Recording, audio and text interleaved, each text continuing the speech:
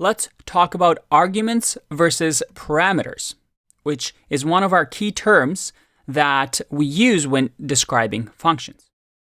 Let's see what they mean. You see, right now, our say hello function is pretty generic. Very simple, right? We're just, well, printing hello. It's kind of useful, but not really. The power of functions, beyond just being able to call this multiple times, because it only lives in one location in memory, is this ability for us to make it dynamic. For example, in these brackets, I can give it what we call parameters. So in here, we give it parameters inside of the bracket. So for example, I can give it name, which is a variable that I just made up. I can call whatever I want. And I can leave it like that, or I can keep giving it parameters, as many as I want. I can keep adding 100 if I wanted to. So in this case, let's just say this is an emoji. So these are two variables or parameters that I've created. And this say hello function is able to receive these two parameters. What does that mean? It means that we're able to use these variables inside of this function.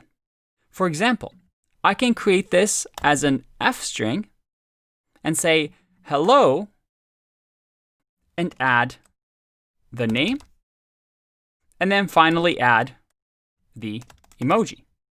And because I have these as parameters, I can use them as variables inside of this code block. Now, these parameters allow us to give the function, when we call it, what we call arguments. And by the way, the confusion between parameters and arguments, people usually say one when they mean the other. It's a little tricky, so hang in there. Arguments are used as the actual values we provide to a function. So now in say hello, I can give it a name. In my case, let's just say hi to myself. And then I can give it an emoji. And you see how my editor is giving me the hint that I should give it an emoji because, well, I defined it here. Again, something that editors help us do. So let's just give it just a smiley face with the tongue out.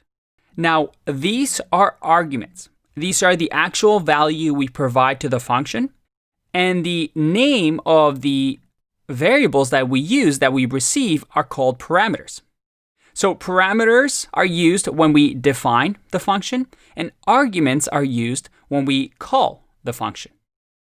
Define and call. And by the way, some people also like saying call or invoking the function, or invoke the function. So if you ever hear those words, you know what they mean. So if I run this, I get hello, Andre, with that smiley face.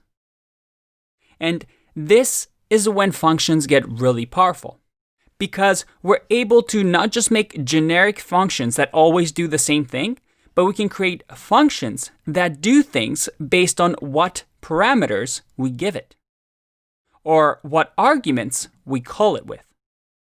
So that now I can use the say hello function to say hello to my friend Dan, and also my friend Emily. And if I click run, we've made our function more extensible.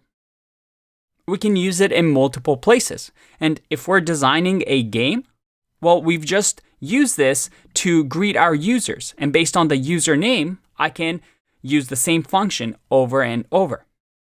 Again, we're keeping our code dry and clean by doing something like this. How cool is that?